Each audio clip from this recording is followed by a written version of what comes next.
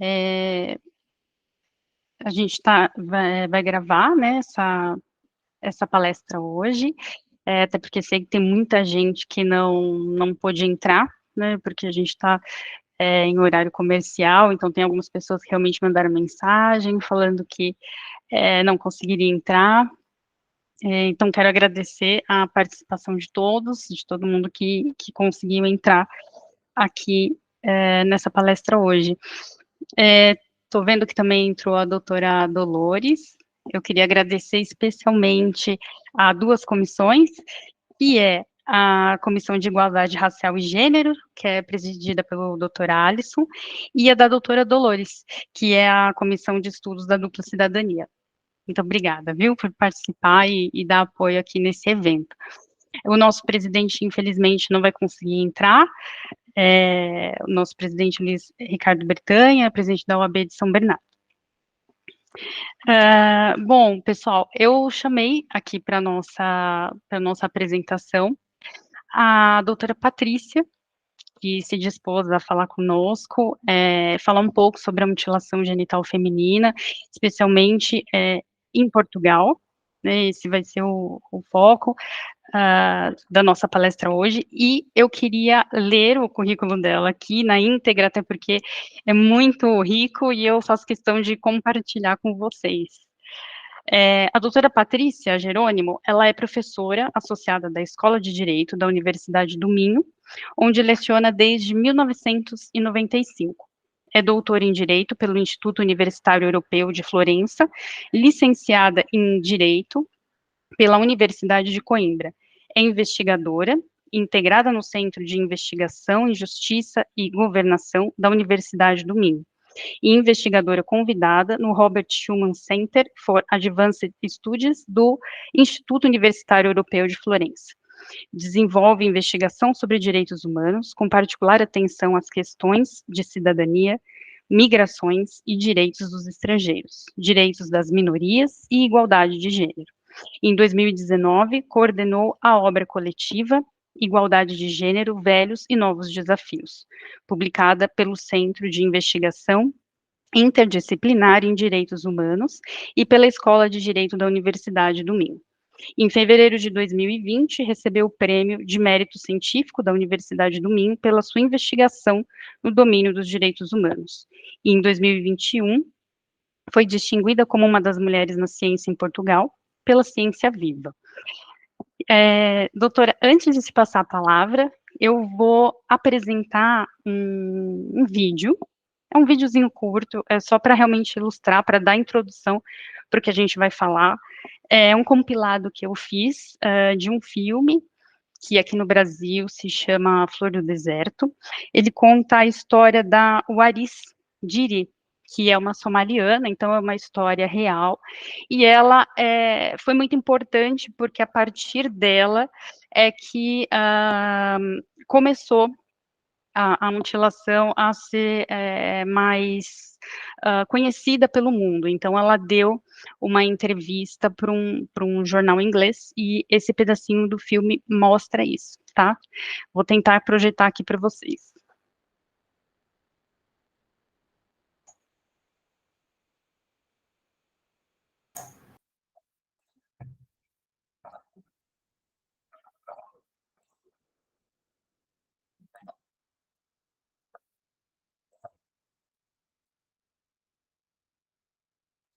Oh, look, what do you mean? Did they take something away from you? Will you tell me? Maybe I don't understand.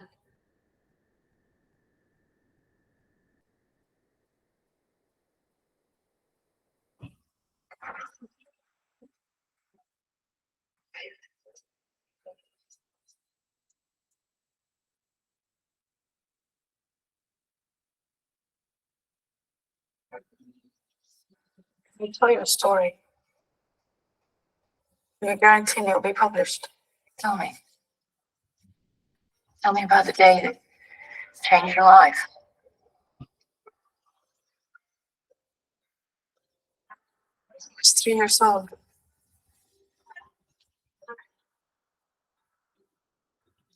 And the night before, I was given an extra portion of rice.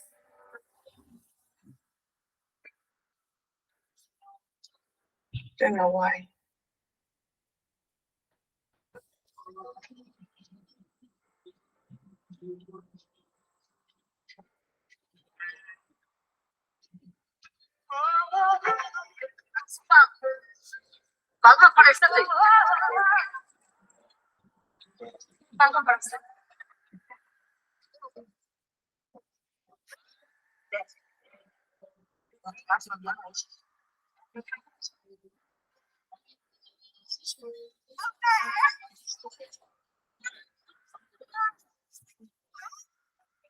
The clitoris is removed. The inner and outer lips of the vulva are cut away. And the wound is sewn. I love my mother. I love my family. And I love Africa. For over 3,000 years, the family truly believes that a daughter who is not circumcised is not clean, because what exists between our legs is unclean. So it must be removed and sealed up as proof of virginity and virtue. And in the wedding night, the husband takes a blade or a knife and cuts it open before he forces himself to his bride.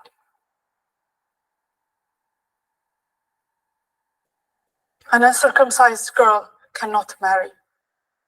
Consequently, she's expelled from her village and put on the same level as a whore. This practice continues even though it is not written in the Quran. It is accepted that as a result of this mutilation, women are sick mentally and physically for the rest of their lives. The same women who are the backbone of Africa.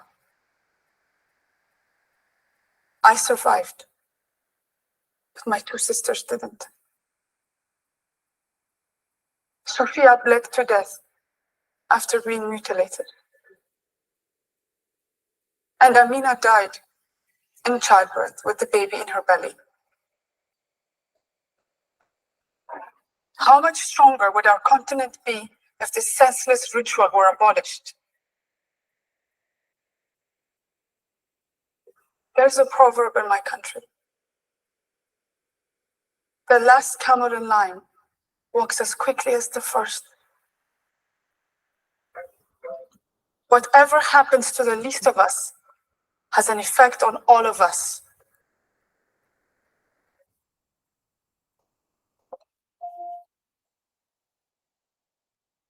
When I was a child, I said, I do not want to be a woman. Why, when it is so painful and so unhappy?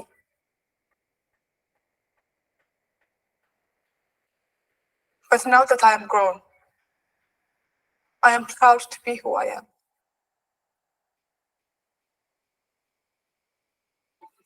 For the sake of all of us, let us try and change what that means to be a woman.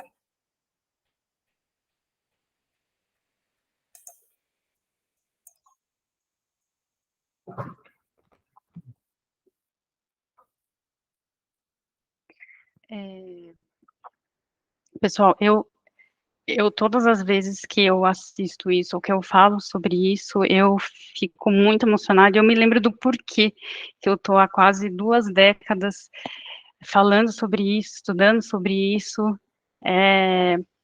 e a partir do momento em que eu assumi essa comissão de relações internacionais, foi a primeira coisa que eu pensei em compartilhar com as pessoas, né, falando sobre esse tema que para mim é algo que eu vou sempre carregar aí comigo, lembrando todos os dias do porquê que eu estudo isso. Então, eu espero que eu consiga transmitir através aí da doutora Patrícia também, alguma mensagem que possa ampliar os nossos horizontes, né, especialmente em relação a esse assunto. Doutora Patrícia, eu não tenho palavras para te agradecer por estar aqui hoje, e eu deixo à vontade para que você possa falar a respeito. Muito obrigada, Gabriela. Eu começo por cumprimentar todos os presentes, também agradecer o convite e esperar que aquilo que eu trago para conversar, para tratar convosco, possa ser um contributo útil a essa reflexão e esse empenhamento cívico sobre esta matéria. E quero agradecer naturalmente à OEB São Paulo o convite e também a gentileza que a Gabriela teve de me facultar um guião que me vai servir para estruturar a minha intervenção. Esta é uma conversa que se pretende mais informal e, portanto, eu também tentarei ir ao encontro dessa expectativa.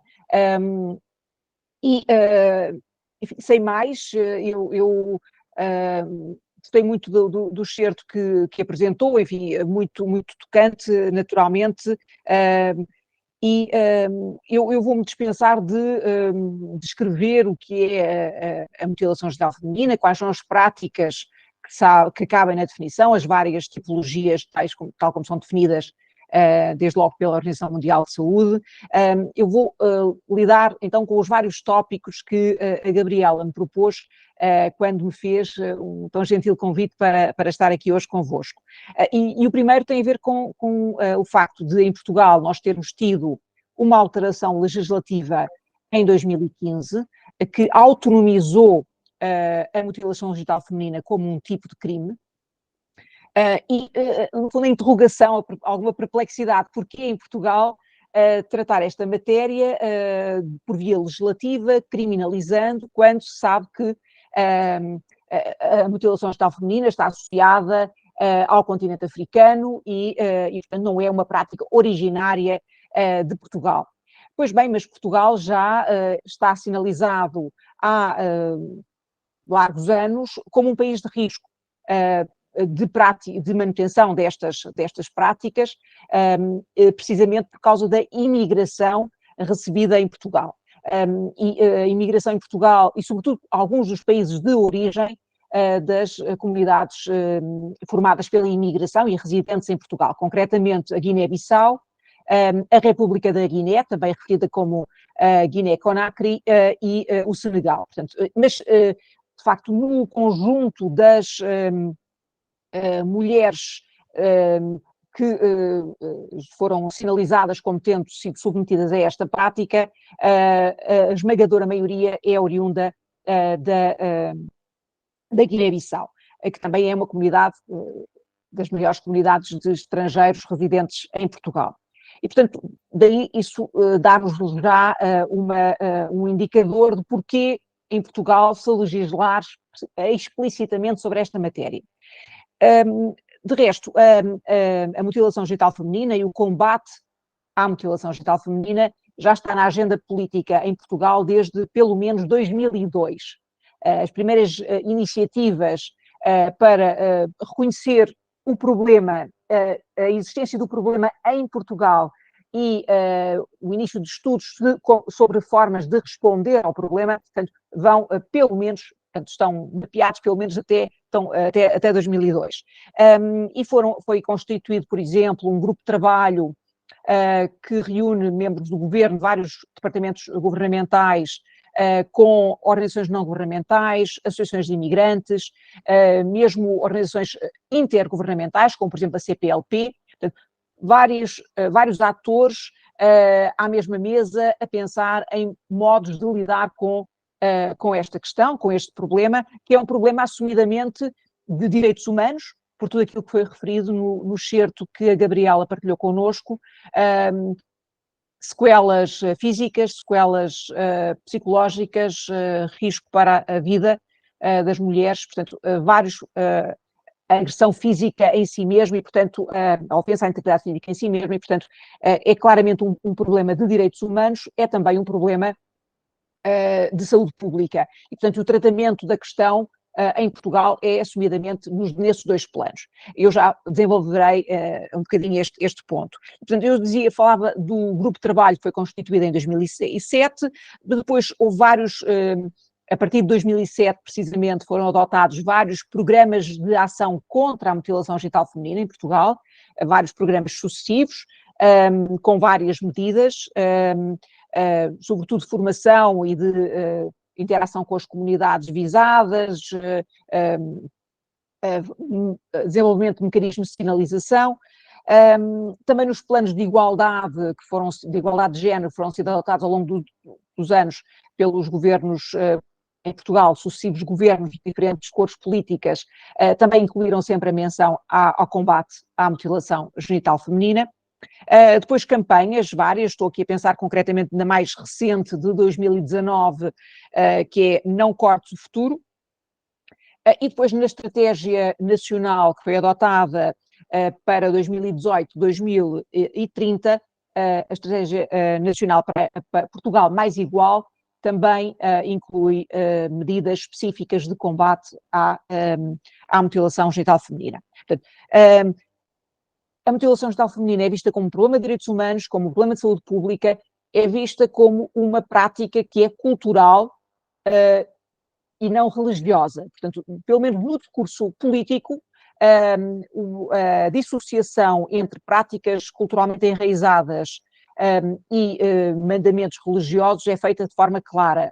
Isto porque, naturalmente, porque, como sabem, também o vídeo que a Gabriela partilhou connosco também aludiu a isso, há um pouco a ideia de que é frequente encontrarmos a ideia de que é por razões religiosas nas comunidades de religião islâmica que esta prática é mantida, quando a prática é anterior ao Islão. E, portanto, nessa medida, da parte das autoridades portuguesas tem havido sempre um esforço ou um cuidado de dissociar a mutilação genital feminina de razões religiosas. Isto também ajuda a distinguir a mutilação genital feminina da circuncisão, a que estão sujeitos os meninos, rapazes judeus e muçulmanos, aí claramente por razões religiosas, mas também com explicações relacionadas com saúde, com higiene pessoal, etc. Mas, portanto, o tratamento da mutilação genital feminina é claramente autonomizado, e não só do ponto de vista normativo, que já vou falar a seguir, mas também do ponto de vista conceptual como algo diferente da circuncisão masculina. Portanto, no combate claro que, atenção, eu referi este ponto, que no discurso político a dissociação entre mutilação genital feminina e religião é feita de forma clara, explícita. Isto não significa que não haja o cuidado de envolver líderes religiosos nas tais ações de sensibilização e de interação com as comunidades, e que alguns trabalhos académicos continuem a fazer essa associação entre religião e mutilação genital feminina.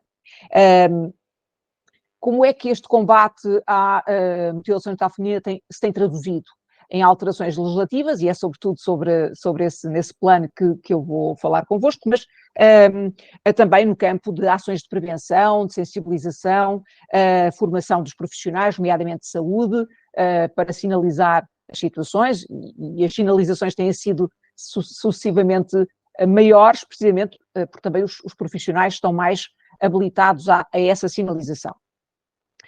Bom, e como é que a mutilação genital feminina é praticada em Portugal? O que é que se sabe sobre a prática? Bom, eu vou dar aqui duas referências, há muitos estudos já sobre a matéria, dados de 2015, resultantes de um estudo académico, indicavam que em Portugal cerca de 5.246 mulheres em idade fértil, residentes de Portugal, tinham sido submetidas à prática, mas fora de Portugal. A maior parte da Guiné-Bissau, portanto, mulheres oriundas da Guiné-Bissau e sujeitas à prática na Guiné-Bissau, a maior parte das mulheres sinalizadas residentes no distrito de Lisboa. Dados, entretanto, mais recentes, os últimos dados da Direção-Geral de Saúde em Portugal, relativos a 2022, o que é que nos indicam? Que foram detectados, desde 2014, 853 novos casos. Portanto, desde este período, 853 novos casos. Em 2022 foram registados num registro próprio do Serviço da Direção-Geral de Saúde, 190 casos. A sinalização é feita, há um ponto, uma pergunta do roteiro, especificamente sobre essa, sobretudo nos serviços de saúde. O que é que também resulta dos dados disponíveis neste momento sobre a situação em Portugal?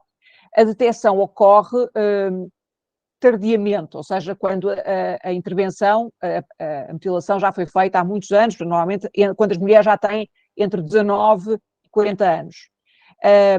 Nem sempre é possível determinar quando é que a prática teve lugar. Portanto, sabe-se que teve lugar fora de Portugal, não se sabe com que idade é que as mulheres, porque já são identificadas, sinalizadas na maior parte dos casos, quando são já adultas, quando é que essas mulheres foram sujeitas à prática. Em todo o caso, dos dados disponíveis, a média de idades de submissão à prática é 9 anos. Portanto, até aos 9 anos de idade, no caso do vídeo, estamos a falar de uma menina que foi sujeita à mutilação quando tinha 3 anos, se eu agora tenho isso presente. Mas, portanto, as idades vão variando, mas, por norma, até aos 9 anos é a idade em que lá está, no primeiro ano de idade até aos 9 anos. Como é que é feita a fiscalização? A outra pergunta que a Gabriela me fazia, fez no seu roteiro. Bom, como eu já disse, sobretudo nos serviços de saúde, em todo o caso também há situações em que a sinalização é feita pelas escolas, e a sinalização pode ser feita tanto aos serviços da polícia, à polícia, às autoridades policiais, ao Ministério Público, quer às comissões de proteção de crianças e jovens em perigo. Portanto, na verdade, o combate, e sobretudo uma perspectiva de prevenção, o combate à mutilação genital feminina, no plano legal, dá-se por estas duas vias, ou seja, pela via da proteção das crianças e jovens em perigo, portanto, através da sinalização das crianças que estão em risco de serem sujeitas à prática, e eu já vou falar depois de um caso desse tipo, em que a criança foi retirada à família biológica e foi colocada em acolhimento residencial, precisamente por se concluir que havia o risco de ela ser sujeita àquela prática, claro, e depois também pela via penal, com a responsabilidade criminal, normalmente dos pais da criança. Bom, quanto à lei número 83, 2015, de 5 de agosto, que foi a lei que alterou o Código Penal português para autonomizar o tipo legal de mutilação genital feminina. E para percebermos a alteração ocorrida em 2015, é preciso perceber o que é que tínhamos antes no Código Penal. É que em 2007 o Código Penal português já tinha sido alterado a pensar na mutilação genital feminina, mas não criando um tipo de crime autónomo. Uma das razões para não autonomizar um crime de mutilação genital feminina foi o cuidado em não estar a criar um tipo de crime culturalmente marcado, ou seja, no fundo, o receio, que me parece fundado, de estar a isolar as comunidades formadas pela imigração e a criar um tipo de crime que aplicável só às pessoas estrangeiras ou pessoas que chegaram a Portugal vindas de outro país, apesar de e poderem ter, entretanto, adquirido a nacionalidade portuguesa, e portanto, de alguma forma, contribuir para estigmatizar as comunidades formadas pela imigração, com essa autonomização do tipo de crime. Claro que depois já vamos ver que, com a Convenção de Istambul, esse prurido, esse cuidado deixou de fazer tanto sentido, enfim, na medida em que já havia uma responsabilidade internacional de atuar de uma certa maneira. Mas, portanto, em 2007, dizia eu, que o Código Penal português foi alterado através de uma reformulação do artigo 144, que tem como epígrafe ofensa à integridade física grave. E aí a linha deste artigo, que estava pensada para a mutilação genital feminina, previa que, portanto, a responsabilização criminal de quem ofendesse o corpo ou a saúde de outra pessoa de forma a tirar-lhe ou afetar-lhe de maneira grave a capacidade, entre outras coisas, de fruição sexual. Okay? Portanto, esta adição deste capacidade de fruição sexual neste artigo 144, desculpem, eu não sei se disse 140, 144 do Código Penal, foi aditada precisamente para a pensar nas situações de mutilação genital feminina. O que é que acontece? Esta ideia da fruição sexual revelou-se muito difícil de determinar ou revelou-se um obstáculo na aplicação prática desta disposição a casos concretos, porque não havia consenso entre os profissionais médicos quanto aos efeitos da mutilação genital feminina sobre a capacidade de fruição sexual. E o que é que, digamos, os operadores judiciários com o que é que eram confrontados? Portanto, ora bem, não sendo possível provar que aquela intervenção no corpo daquela pessoa conduziu ou impediu ou afetou de forma grave a sua capacidade de fruição sexual, então, e também era difícil, digamos, preencher o tipo pelas outras alíneas do artigo 144, então restavam duas outras possibilidades. Uma era tratar a questão, no fundo, sim, como sendo um caso de crime de ofensa à integridade física simples, prevista no artigo 143, que tinha um problema, é que dependia de queixa, não era um crime público, e portanto, e como frequentemente as famílias não estão dispostas a fazer queixa, e a vítima também não, o crime ficava sem punição. Por outro lado, havia a possibilidade de ir para o crime de ofensa à integridade física qualificada, que estava prevista no artigo 145. Mas aí, para que a ofensa seja qualificada, era necessária uma especial censurabilidade, perversidade da pessoa que praticou o crime. O que é que acontece? Como muito bem explicado, é um parecer muito bem feito, a meu ver, por uma juíza em nome do Conselho Superior da Magistratura, na altura em que estavam a debater projetos de lei em 2014, aquilo que veio a ser depois, que veio a conduzir à alteração à lei 83 de 2015, o Conselho Superior da Magistratura notou que dificilmente se poderia provar especial perversidade da parte do agente, se fosse o pai ou a mãe, porque se sabia que culturalmente, como também foi explicado no vídeo de forma muito tocante, as famílias o que pretendem é que as filhas não sejam ostracizadas, que tenham a oportunidade de casar bem, que a sua pureza não seja posta em causa. E, portanto, não se trata de perversidade, trata-se de cuidado, ainda que, portanto, cuidado que aos nossos olhos está mal pensado, não é? Mal fundado. Mas, portanto, nenhuma das normas previstas no Código, portanto, nem aquela que foi pensada especificamente para a mutilação genital feminina, pelo facto de criar esta dependência da afetação da fruição sexual, quer as outras duas normas, eram inadequadas. E, portanto, nós tínhamos um quadro normativo em 2014, quando foram feitas propostas de alteração, que não era capaz, era inaplicável e não dava resposta ao problema.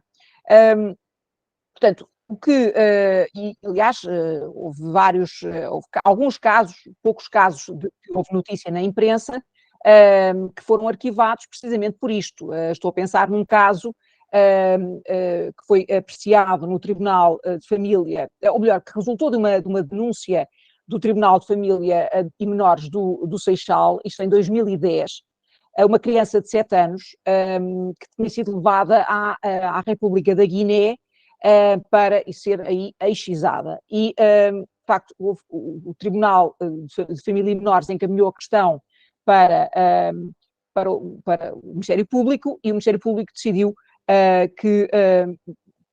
arquivar o inquérito, porque precisamente não estava preenchido, não havia capacidade de demonstrar que estivesse preenchido o tipo do artigo 144. Portanto, a ofensa à integridade física grave, precisamente porque não havia a tal demonstração de que as lesões verificadas tivessem essa repercussão na capacidade de fruição sexual da criança. Ora bem, então, o que é que aconteceu? Que alteração é que então tivemos com a lei número 83 de 2015? Temos um novo artigo que foi, portanto, em vez de alterar o artigo 144, foi editado um novo artigo, o artigo 144A,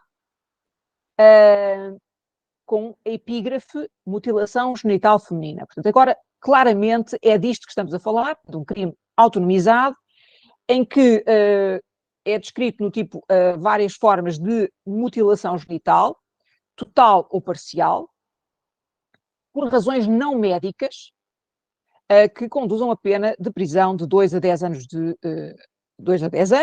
e também se prevê, no número 2 do artigo 144A, que os atos preparatórios das mutilações genitais também são suscetíveis da aplicação de uma pena de prisão até 3 anos.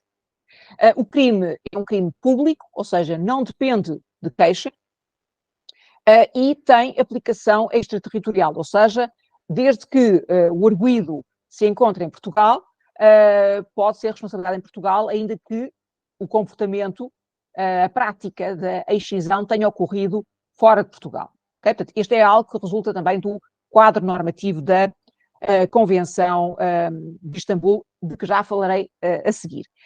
Uma outra alteração feita em 2015 foi a de alteração do artigo 118 do Código Penal, que incluiu a mutilação genital feminina, portanto, número 5, artigo 118, número 5, onde se prevê que é uma norma que versa sobre a prescrição dos procedimentos criminais. No caso dos crimes de mutilação genital feminina praticados contra menores de idade, só prescrevem depois de a pessoa, a vítima, ter atingido 23 anos de idade, portanto, alargando, portanto, o prazo de prescrição para estes crimes. Agora, próxima pergunta feita pela Gabriela. Qual foi o papel da Convenção de Istambul neste processo? Foi importante, não foi importante? E a minha resposta, esta convenção é uma convenção de 2011, foi adotada no âmbito do Conselho da Europa, tem a singularidade de ser uma convenção que está pensada para os Estados-membros do Conselho da Europa, mas aberta a Estados que não sejam membros do Conselho da Europa. Em Portugal ratificou a convenção em 2013, no início de 2013. Respondendo à pergunta da Gabriela, a convenção foi importante sim e não. Eu diria que não, por uma razão. O assunto já estava na agenda legislativa em Portugal. Não é? Eu já falei da alteração de 2007, foi uma alteração, enfim, que deixou muito a desejar, mas foi pensada para dar resposta ao problema percebido da mutilação genital feminina em Portugal. Já antes de 2007 tinha havido um projeto de lei apresentado pelo partido, pelo CDS, portanto, os democratas cristãos, que em 2003, portanto, propôs a autonomização do crime de mutilação genital feminina.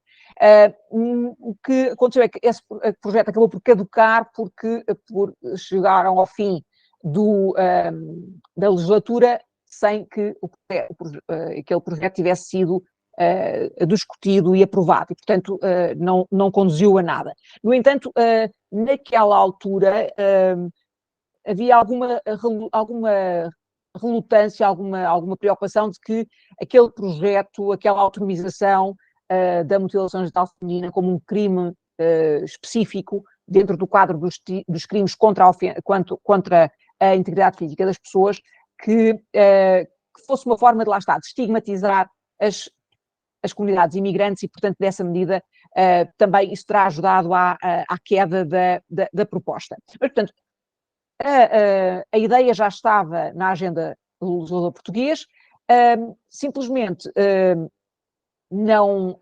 e também havia um outro fator que já vários outros Estados-membros da União Europeia, isto em 2014, cerca de uma dezena de Estados-membros da União Europeia já criminalizavam a mutilação genital feminina de forma autónoma. Portanto, digamos, havia várias medidas, várias recomendações do Parlamento Europeu, várias políticas definidas ao nível da União Europeia pela Comissão Europeia, desde logo, no sentido de combater a prática e, portanto, digamos que o ambiente era favorável a esta solução legislativa. Claro que a Convenção de Istambul foi importante porque foi, digamos, um argumento decisivo para finalmente se autonomizar este crime. Portanto, já tinha havido tentativas anteriores. A tentativa em 2007 não foi pela autonomização do crime, mas sim pela sua previsão diluída, digamos, num conjunto de ofensas à integridade física graves, e sabia-se que o quadro normativo em vigor não era apto a lidar com o problema. Portanto, a Convenção de Istambul deu a razão final para uma intervenção legislativa e o primeiro grupo parlamentar a propor, pelo Bloco de Esquerda, quando propôs esta alteração ao Código Penal, fê-lo invocando explicitamente a Convenção de Istambul, pondo a coisa em termos de é este o compromisso assumido por Portugal e, portanto, tem de ser respeitado e isso implica alterações legislativas, concretamente através da autonomização do tipo de crime. Porque o artigo 38 da Convenção de Istambul prevê que, precisamente, que as partes deverão adotar medidas legislativas ou outras que se revelem necessárias para assegurar a criminalização da conduta de quem intencionalmente praticar a excisão, infibulação ou qualquer outra mutilação genital, etc. Claro que, digamos, este preceito não obriga precisamente à autonomização de um tipo de crime, não é? Mas dá um empurrãozinho muito claro nesse sentido, não é? Portanto, deixar explícita a valoração negativa deste tipo de comportamento através da sua criminalização autónoma. E, portanto, digamos que a Convenção de Istambul foi o motivo mais direto da alteração legislativa ocorrida em 2015. Depois, há aqui uma outra pergunta que é muito importante e que já, no fundo, já é relevante para a alteração legislativa em 2007, que era como é que foi feita a pesquisa quantitativa para concluir pela necessidade da lei. Como eu acabei de dizer, em boa medida, a necessidade da lei foi justificada pela Convenção de Istambul. Os dados empíricos, também já os referi há pouco, são sempre por aproximação. Lá está, já disse, portanto, o assunto já estava na agenda política, sabia-se que havia um grande número de mulheres que tinham sido sujeitas à mutilação genital feminina e que residiam em Portugal, e, portanto, enfim, já até em 2014, assim, próximo precisamente quando estavam a discutir os projetos de lei do Bloco de Esquerda, houve mais dois projetos, eu dizia há pouco, do CDS e também do PSD. Quando estavam a ser discutidos estes projetos, foi divulgado na imprensa um estudo que foi feito numa maternidade em Lisboa, com um inquérito, um questionário a 112 profissionais de saúde, que tinha revelado que 44 dos profissionais de saúde, portanto, incluindo médicos, enfermeiros e auxiliares, que já tinham, 44 dessas pessoas já tinham observado pelo menos uma mulher só naquela maternidade em Lisboa, só naquela, portanto. E um médico disse também que lhe tinha sido pedido que executasse essa intervenção, o que ele tinha recusado, mas que, portanto, tinha sido... há quem procure, há famílias que procuram que a intervenção tenha lugar em Portugal e não surpreenderá ninguém se houver dados, dificilmente esses dados serão obtidos, que confirmem que a prática é levada a cabo em Portugal também, não é? Aquilo que se sabe é que a maior parte das situações de decisão ocorreram fora de Portugal, mas isso não significa que não estejam a ocorrer também em Portugal. E já disse tanto que também quando se discutiram estes projetos os projetos de lei destes partidos, enfim, na academia não deixaram de se fazer sentido algumas vozes, mesmo alguns pareceres. Estou a pensar num parecer emitido pela Amnistia Internacional, que chamava a atenção sempre para a necessidade de, portanto, por um lado, afirmar a necessidade de criminalizar de forma muito clara, de não aceitar de maneira nenhuma argumentos culturais para justificar este tipo de prática, ao mesmo tempo ter o cuidado para não, digamos, carregar nas tintas ao ponto de, com esta medida legislativa e sobretudo com os debates à volta da medida legislativa, contribuir para estigmatizar ainda mais, para isolar ainda mais estas comunidades. Portanto, as comunidades formadas pela imigração. Em que, claro, estamos a falar de, se pensamos em mulheres guineenses, portanto, da Guiné-Bissau, da Guiné-Conakry, do Senegal, portanto, mulheres negras em situação socioeconómica mais vulnerável e, portanto, aqui o receio de uma, digamos, uma multiplicação de condições de vulnerabilidade e acabando por, digamos, prejudicar mais do que ajudar as mulheres em causa. Bom, uma outra pergunta do guião tem a ver com a monitorização do cumprimento da Convenção de Istambul pelos Estados-membros, concretamente pelos Estados-parte, concretamente por Portugal. E, de facto, a própria Convenção de Istambul, como acontece com a generalidade dos tratados internacionais de direitos humanos, prevê depois eu responderei à pergunta que entretanto surgiu. Dizia eu que a Convenção de Istambul prevê um mecanismo de supervisão, um comitê de peritos que avalia relatórios dos Estados. Tem a especificidade de prever que é o próprio comitê que estabelece para cada ciclo de avaliação, estabelece um formulário. E, portanto, os Estados têm que responder àquelas perguntas e não fazer os seus relatórios como bem lhes apetece. E isso também, lá está, indo ao encontro daquilo que são as preocupações, ou refletindo as preocupações e os aspectos mais críticos já identificados pelo próprio Comitê de Peritos. Portugal já submeteu, portanto, os relatórios não são anuais, e muito menos mensais, portanto, para efeitos internos, Portugal tem um sistema associado ao Serviço Nacional de Saúde de registro, mas para controlo interno, portanto, interno do Estado português. Do ponto de vista da supervisão do cumprimento da Convenção de Istambul, os ciclos de avaliação são mais amplos. Em todo o caso, Portugal submeteu já 2 relatórios, um em 2017 e outro em 2021. Apesar desta pergunta não fazer parte do guião, mas posso dizer que o Comitê de Peritos do Conselho da Europa, portanto, analisando as análises aos relatórios portugueses, há uma menção elogiosa às campanhas, às medidas adotadas por Portugal no combate à mutilação genital feminina, mas podemos dizer que a mutilação genital feminina não ocupa um lugar muito importante no quadro global daquilo que são as recomendações feitas ao Estado português. Há outros indicadores mais preocupantes, nomeadamente os feminicídios, os casos de violência doméstica que resultam na morte de mulheres, portanto, e que são também alguma falta de sensibilidade dos operadores judiciários para a violência fundada no género da vítima, e, portanto, as recomendações vão mais nesse sentido, ainda que nós...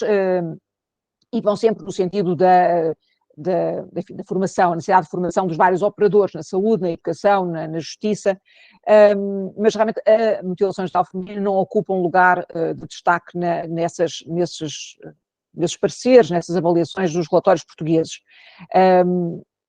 Portanto, há realmente recomendações, sobretudo quanto à formação, já disse, e também quanto à interação, um trabalho próximo com ONGs, com as comunidades visadas, portanto, esse é o sentido das recomendações. Em todo o caso, Em 2022, portanto, na avaliação do relatório de 2021, o parecer do comitê, ou a pronúncia do comitê, foi no sentido, portanto, não isolou a mutilação genital feminina, portanto, considerou a mutilação genital feminina juntamente com outras práticas, mas usou mesmo, portanto, referiu expressamente a mutilação genital feminina como como uma das práticas cujo combate tem de ser reforçado, sobretudo, lá está, assegurar uma efetiva aplicação das medidas preventivas e das medidas de proteção das vítimas.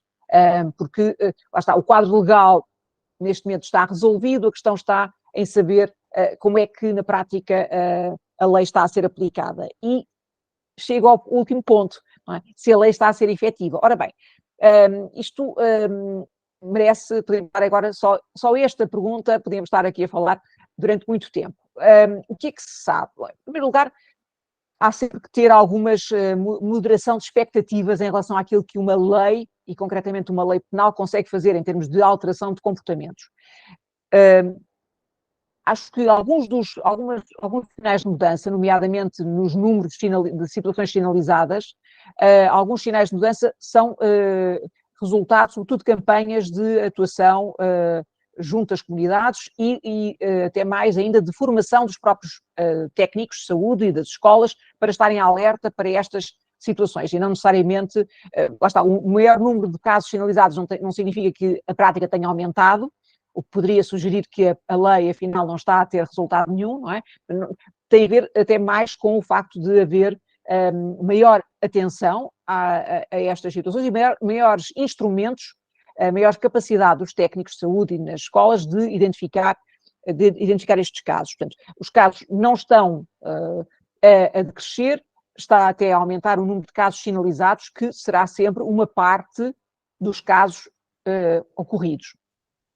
Há muito poucos casos judiciais que envolvem, portanto, casos judiciais penais que envolvem a aplicação do artigo 144-A. Portanto, se a avaliação for feita dessa maneira, podemos dizer que não está a resultar, mas eu tenho algumas reservas a fazer uma avaliação de uma reforma legislativa nesses termos, não é? Se temos ou não temos muitos casos, temos ou não temos muitas condenações. São poucos os casos que são identificados, são alguns, eu encontrei referências em relatórios de organismos de direitos humanos e encontrei também na pesquisa na jurisprudência, mas que, claro, é uma pesquisa sempre limitada à partida, porque muitas das decisões não estão todas disponíveis ao público e, portanto, é apenas possível ter uma visão aproximada do problema. Mas, portanto, pelo menos a avaliar pela cobertura mediática ou pela ausência dessa cobertura mediática de casos judiciais que envolvam a mutilação genital feminina, não há muitos casos. Portanto, dos casos comentados na imprensa, houve um que não era um caso apreciado à luz do artigo 144-A do Código Penal, foi um caso de uma sinalização, eu já o referi há pouco, uma sinalização de uma criança que, em relação ao qual havia o risco, aliás, eram duas meninas, se eu não estou enganado. Exatamente, eram duas meninas da Guiné, portanto,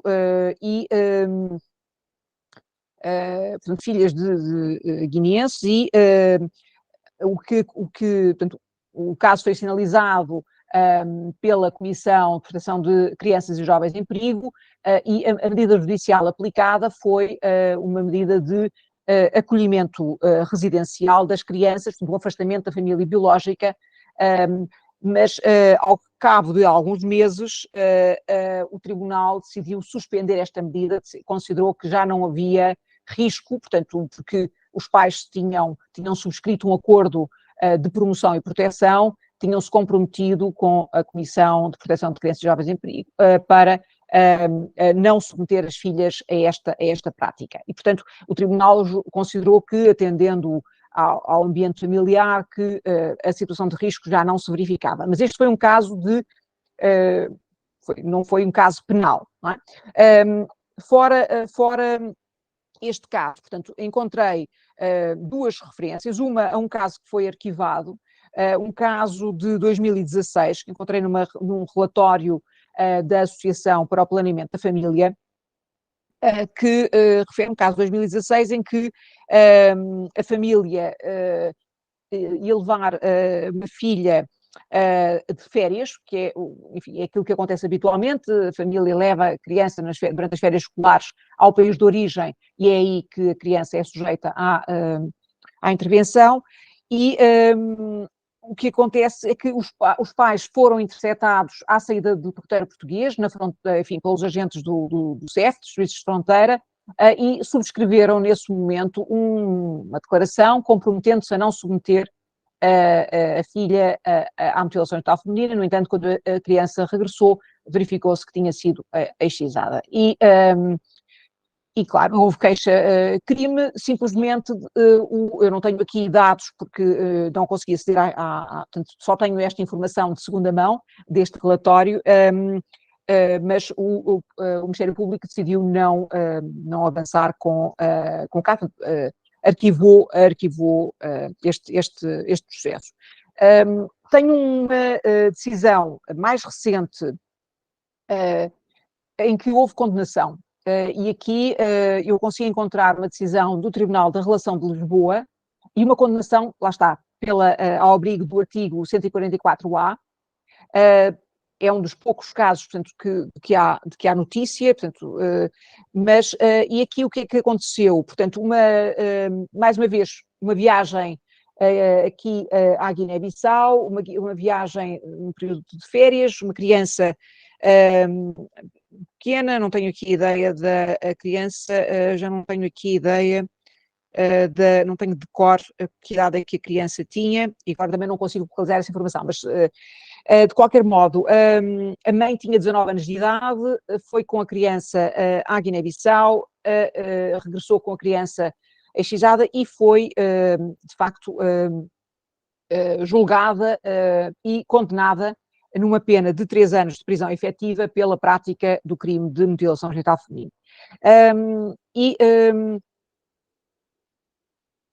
A mãe argumentou, usou argumentos culturais, negou, não manifestou isto na primeira instância, portanto, no Tribunal Judicial de Lisboa Oeste. Em primeira instância, o Tribunal que aplicou, que definiu aquela pena, considerou que enfim, a mãe tinha agido com dolo intenso, e não aceitou o argumento de que havia pressão familiar.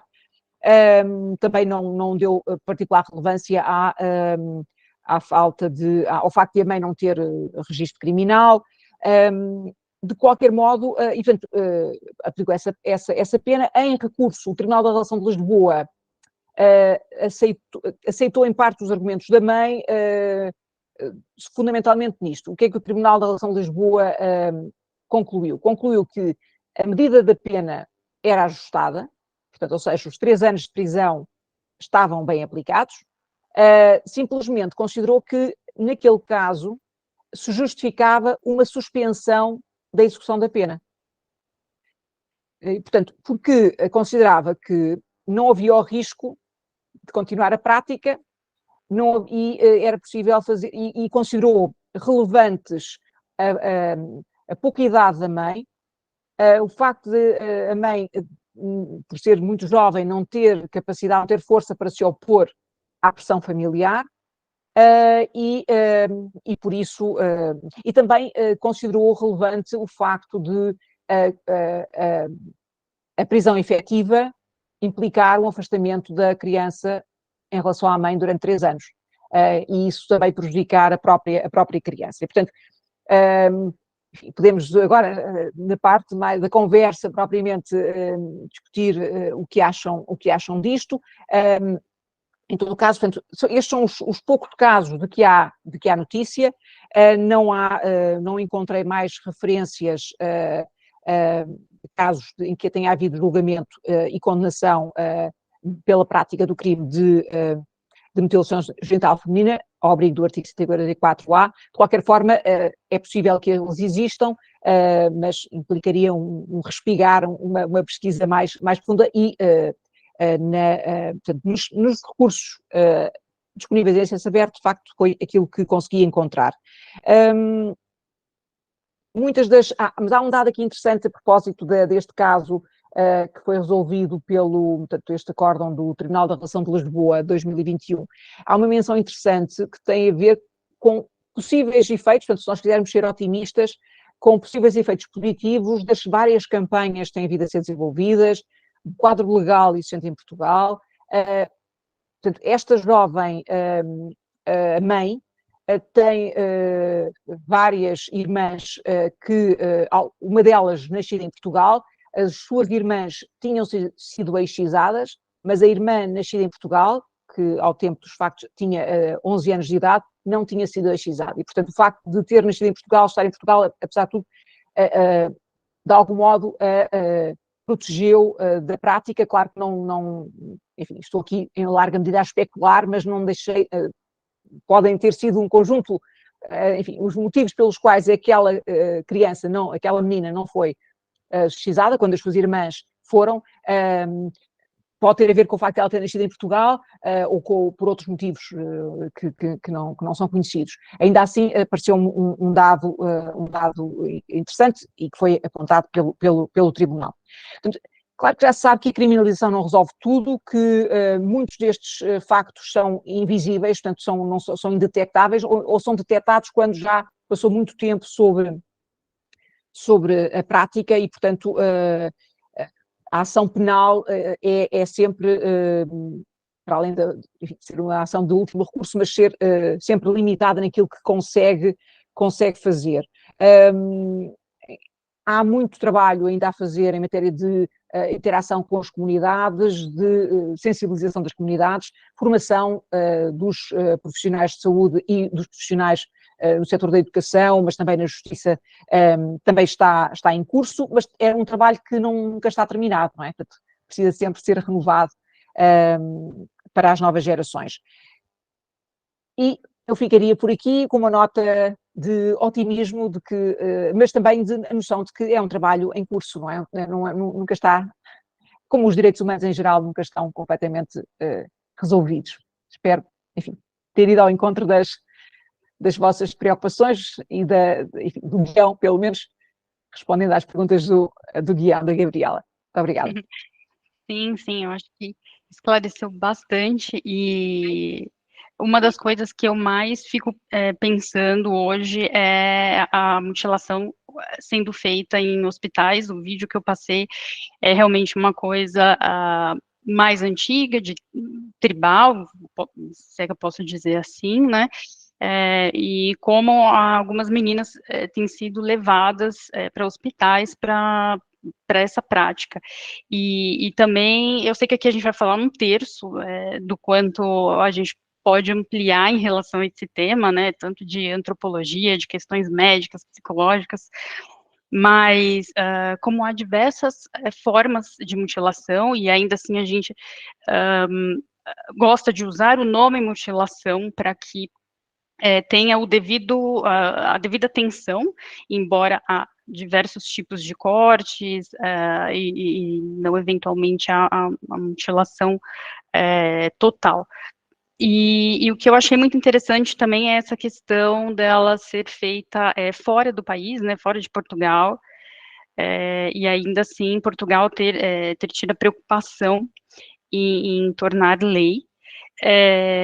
E agora, recentemente, também, o Brasil, oficialmente, vai começar a receber refugiadas, né, que venham a sofrer essa prática, então talvez seja um tema que fique um pouco mais intenso aqui para nós, porque parece sempre uma coisa muito distante, uma coisa fora do nosso dia a dia.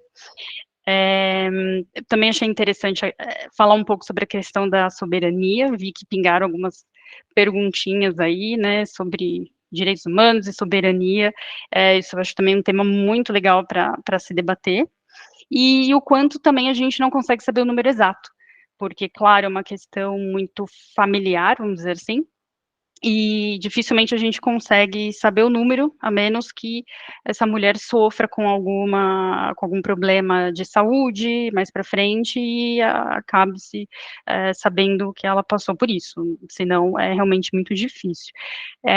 Se não me engano, a ONU, acho que ela tem até 2030 como uma data limite de exterminar a prática, então vamos aguardar, vamos ver cena dos próximos capítulos, né, ver como se isso vai funcionar mesmo ou não.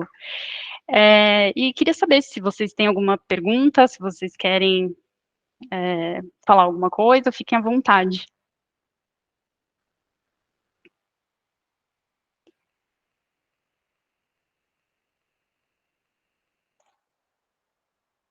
Tá, acho que foram só umas colocações aqui, né, escritas. Tá Eu bom. confesso que não sei ver onde é que onde é que estão as mensagens, portanto, se a Gabriela puder dizer-me se há alguma pergunta ou se são só observações a que não estão à espera que eu responda, que eu não consigo ir ver as, Então, as são observações feitas observações. no chat. Isso, a Cuca falou sobre a Turquia, com alto índice de violência à mulher, se retirou da Convenção de Istambul, o qual seria um mecanismo jurídico europeu que possa intervir nos abusos, uma vez que possa interferir na soberania. Mas assim, Sim, pode falar.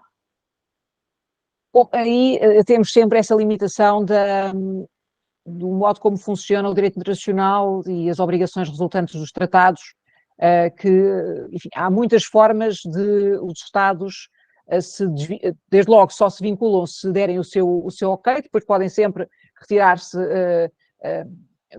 denunciar os compromissos internacionais assumidos, podem impor reservas a tratados. É certo que há, enfim, na academia e também alguns organismos internacionais de supervisão recomendam que não se aceite reservas aos tratados internacionais, mas, de facto, aquilo que é ainda a prática internacional é de que os Estados só se obrigam, não é? Um pouco ainda a lógica westfaliana dos Estados são os senhores dos tratados e, portanto, só se obrigarem explicitamente a um tratado é que podem ser censurados por algum... Sendo certo que no caso desta convenção, como de outros instrumentos do Conselho da Europa, o modo de censura são estes comentários aos relatórios, ou seja, também este não é um instrumento que esteja sob a alçada do Tribunal Europeu dos Direitos Humanos, não é? E, portanto, nessa medida, o que pode ser feito em termos para um Estado, portanto, se a Turquia se tivesse mantido como parte da Convenção de Istambul, o mais que lhe podia acontecer é receber periodicamente chamadas de atenção ao facto de as suas políticas, a sua legislação estar aquém dos objetivos fixados e, portanto, das obrigações fixadas, ou seja, não haveria uma consequência de maior. Mas às vezes os Estados também gostam de afirmar a sua oposição a alguns tratados internacionais e imagino que tenha sido qualquer coisa desse tipo que tenha justificado a saída. Não estava sequer a par que isso tinha acontecido, confesso. Sim, a doutora Dolores falou, a ONU possui um sistema internacional de proteção aos direitos humanos, contudo, como se pode, com a diversidade cultural dos países africanos, se poderá tão somente aplicar a lei portuguesa em seu território. Creio ser necessário se reportar à ONU para uma força internacional.